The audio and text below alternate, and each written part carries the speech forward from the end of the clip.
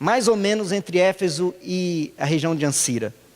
Paulo escreve uma carta direcionada a esses irmãos dessas igrejas, para falar para eles sobre o Evangelho de Jesus Cristo.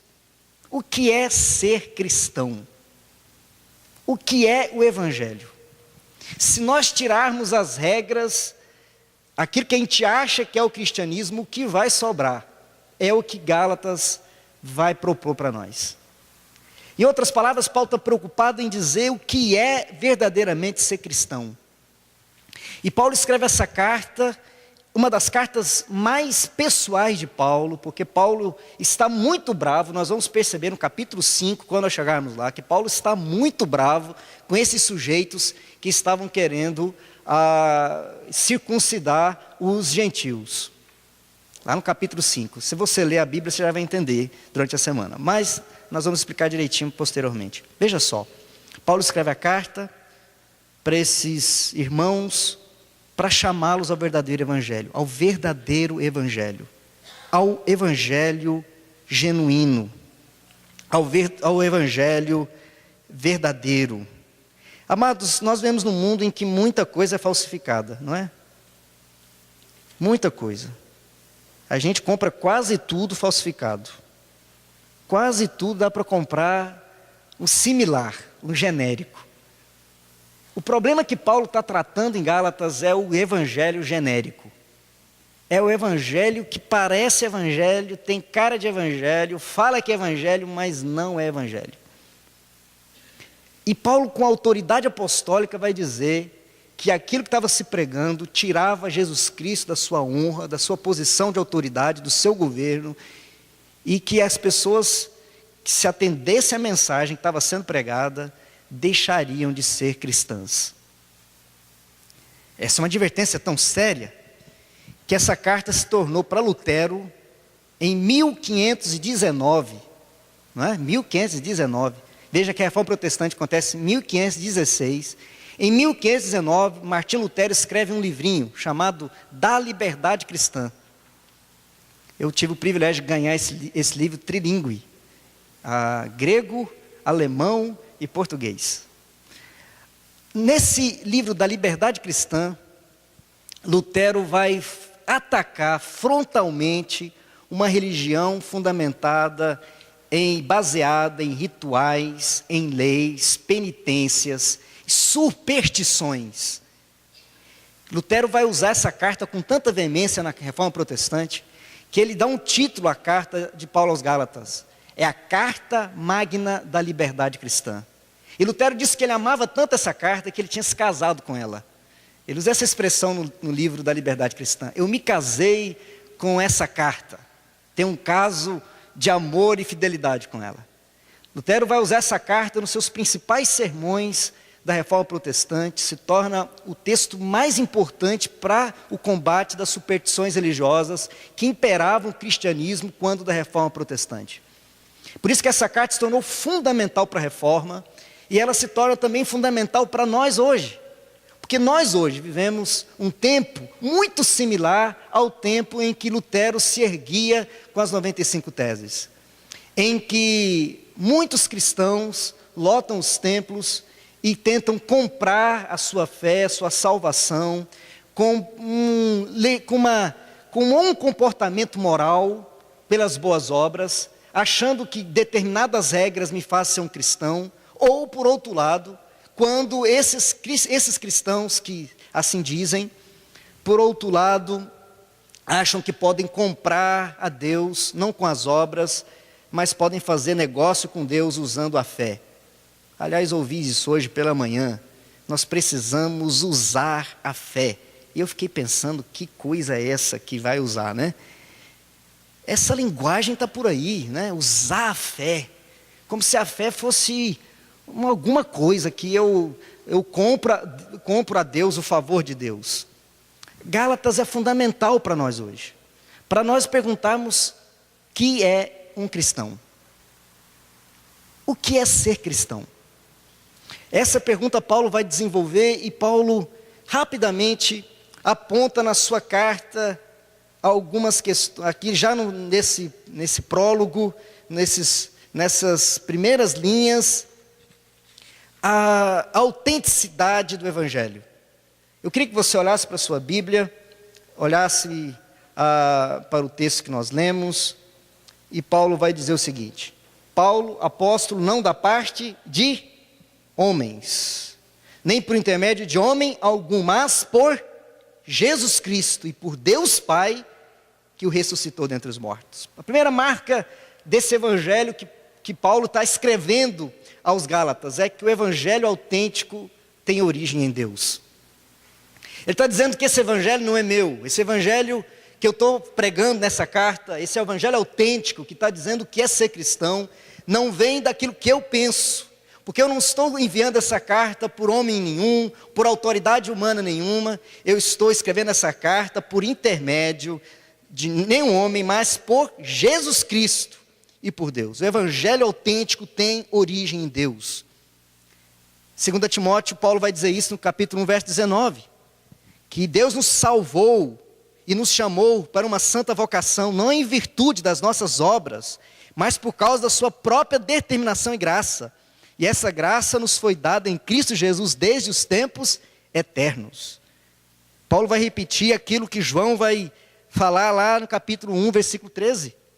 Os quais, os crentes que não nasceram por descendência natural, nem pela vontade da carne, nem pela vontade de algum homem, mas nasceram de Deus. O verdadeiro evangelho tem origem em Deus, nasce no coração de Deus, tem autoridade do próprio Deus.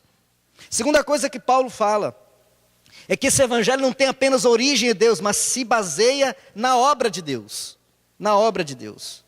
E é isso que Paulo vai dizer lá no versículo 3, se você olhar para o versículo 3. Ele diz assim: graça a vós outros e paz da parte de Deus, nosso Pai, do nosso Senhor, Jesus Cristo. Se você tivesse que resumir o evangelho em uma expressão, qual era a expressão que você usaria? Se você fosse falar quem é Jesus Cristo, quantos compêndios você escreveria? Paulo tem uma linha. E ele quer dizer o que Jesus faz no seu evangelho com uma linha. E ele faz. Você quer ver? Por parte de Jesus Cristo, não é isso? Agora o verso 4. O qual, verso 4, vamos juntos? O qual se entregou a si mesmo pelos nossos. Aqui, Paulo resumiu o evangelho. Quem é Jesus Cristo? Qual é a mensagem de boas novas de Jesus Cristo? Qual é a mensagem poderosa do evangelho? O qual Jesus se entregou a si mesmo pelos nossos pecados. Martinho Lutero vai dizer o seguinte: Ele, Deus, deu o quê? E Lutero diz: não ouro, nem prata, nem animais de sacrifícios, nem cordeiro pascais, nem anjos, mas a si mesmo. O evangelho é Deus doando a si mesmo. Pelo quê? O que o evangelho, ou por que Jesus se doou? Não por uma coroa, diz Lutero, nem por um reino, nem por nossa santidade, ou por nossa justiça, mas por nossos pecados. Ele se entregou pelos nossos pecados. A obra do evangelho é a obra de Deus. Deus se entrega. Porque Deus amou o mundo de tal maneira que deu o seu Filho unigênito para que todo aquele que nele crê não pereça, mas tenha vida eterna. O evangelho nasce em Deus e é obra de Deus. Não é obra humana. Não pode ser comprado por obra. Não pode ser comprado por regimentos, por regras, por preceitos. Nada, absolutamente nada pode comprar aquilo que Jesus fez. Porque o evangelho nasce em Deus e é obra de Deus. Marcos capítulo 10, 45. Pois nem mesmo o Filho do Homem veio para ser servido, mas para servir e dar a sua vida em resgate por muitos. O terceiro princípio que Paulo estabelece como regra desse evangelho, esse evangelho verdadeiro, é que o evangelho verdadeiro e autêntico é comunicado pelos apóstolos. É por isso que Paulo começa dizendo o seguinte, olha lá no versículo de número 1.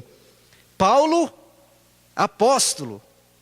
Por que ele se intitulou apóstolo? Porque disseram para ele que ele era apóstolo? Não, não da parte de homens, nem por intermédio de homem algum, mas por Jesus Cristo. Amados, nós temos muitos evangelhos por aí, mas não são evangelhos dos apóstolos. A única confiança que nós temos de seguir um evangelho autêntico é não trocarmos o evangelho dos apóstolos por evangelho daqueles que se intitulam apóstolos. A confiança que nós temos da segurança do evangelho é que nós temos uma palavra poderosa, viva, e é essa palavra que nós devemos conhecer para conhecer o coração do evangelho. É isso que Paulo está dizendo. Não escreva essa carta por minha autoridade, nem enviando por homem algum, mas como apóstolo enviado por Jesus Cristo. Não deixemos nos enganar, queridos. A doutrina dos apóstolos é a base do verdadeiro evangelho. Hoje nós temos muitos apóstolos por aí, tome cuidado. Quarto princípio que Paulo estabelece é que o evangelho autêntico reflete a graça de Deus. Amém, queridos? O evangelho autêntico reflete a graça de Deus. Verso 3, graça e paz, graça a vós outros e paz da parte de Deus. A quarta marca que Paulo estabelece para esse evangelho é que o evangelho é o evangelho da graça da parte de Deus. Os judeus se cumprimentavam dizendo assim, shalom. Shalom é paz, prosperidade, sucesso. Os judeus passavam e diziam shalom, shalom, shalom. Quando os gregos se cumprimentavam, eles falavam karen, que é alegria, que é fique bem. Paulo diz o seguinte, a graça e a paz, a verdadeira alegria, o verdadeiro sentimento de alegria e a verdadeira paz procede de Deus. Que a graça do evangelho é o sorriso de Deus para nós. É a graça de Deus para nós. E é fabuloso quando nós entendemos que o evangelho é graça. Paulo vai escrever aos Efésios capítulo 2, verso 8, que nós somos salvos pela graça, por meio da fé. Isso não vem de nós, é dom de Deus. Nós somos salvos, queridos, porque a salvação, o evangelho é um presente de Deus. Porque a salvação é uma dádiva de Deus. É por isso que Paulo está tão bravo nessa carta quanto para aqueles que queriam acrescentar alguma coisa, no evangelho. Por isso que Paulo está tão irritado com aqueles que estavam querendo dizer que o evangelho é Jesus Cristo mais alguma coisa. E Paulo diz, se você acrescentar mais alguma coisa, então Jesus não serve para nada. Se Jesus não for suficiente, então Jesus não é Salvador. Se Jesus não for suficiente, então ele não é o Messias. Se Jesus não for suficiente, então o evangelho que você está seguindo não é o evangelho da verdade. E por último, queridos, Paulo nos mostra que o verdadeiro evangelho redunda em louvor à glória de Deus. Amém, queridos? Vamos ler o verso 5, juntos? A quem seja a glória pelos séculos dos séculos. Amém. A gente diz amém quando encerra, não é?